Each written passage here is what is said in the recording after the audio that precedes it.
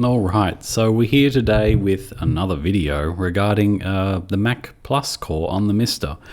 This video was recorded about 2 years ago and I can't remember what I was doing. It would have been something to do with HTTP 0.9, which, look at the history of the web, it's quite interesting how it evolved. But here we are using the TradeWave browser on the Mac Plus core in the MiSTer, which is a DE10 Nano with some fancy software.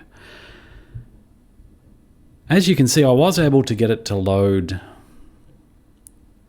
my very basic retrojunkie.net website, which is now moving to retrojunkie.mcretro.net, and I don't know what to do with it, honestly. It's just it's a bit of a mess.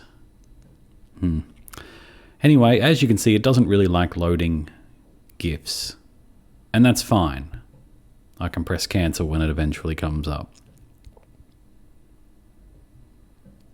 But you've got one of the most important things you have to remember is that this is a browser running on a black and white Mac. It's a 68K, a Motorola 68K chip, much like the Mega Drive. The Mega Drive was slightly underclocked, but even at full speed, this is painful if you try and do more than this. And the RAM limitation, it's pretty bad. But there we go. Mac Web TradeWave browser. 2.0C, I think it was.